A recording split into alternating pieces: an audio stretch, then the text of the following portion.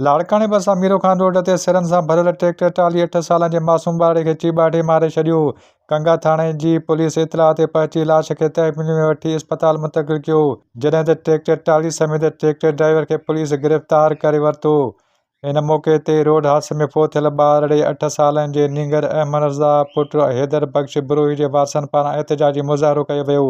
इन मौक़े ते फ़ौत थी वियल नींगर जे चाचे मोहम्मद पनाह पंहिंजे वारसनि करीम बख़्श बिरोही, ज़हीर बिरोही, मोहम्मद आसिम बिरोही ऐं ॿियनि सां गॾिजी दाहींदे चयो त मीरो खान रोड ते गुज़िर केतिरनि ई अरसे खां वठी सिरूं तोड़े मटी खणंदड़ ट्रैक्टरनि जा ड्राइवर तेज़ रफ़्तारी सां गुज़रनि पिया, जंहिं करे केतिरनि ई हादसनि में केतिरा ॿार फ़ौत थी चुका आहिनि ऐं मुख़्तलिफ़ वक़्तनि ते केतिरा ई माण्हू ज़ख़्मी पिणु थी पिया आहिनि।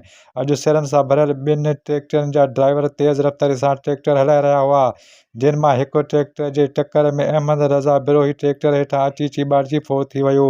जंहिंखां पोइ असां ड्राइवर ज़हीर अहमद शेख खे पकिड़े पुलिस हवाले करे छॾियो, पर पुलिस वाक़िए जो केस दाख़िल करण बजाइ असांखे धमकियूं ॾेई रही आहे। हिननि मुतालबो कयो त ट्रैक्टर ड्राइवर मथां ॿार जे क़त्ल जो केस दाख़िल करे तेज़ रफ़्तारीअ में मुलविस ट्रैक्टर ड्राइवरनि ख़िलाफ़ कार्रवाई करे इंसाफ़ फराहम कयो वञे। Abdul Fatah Udo, A4 news, Larkana. वधीक ख़बरुनि जे लाइ असांजो YouTube चैनल खे सब्सक्राइब कंदा। A4 news 786।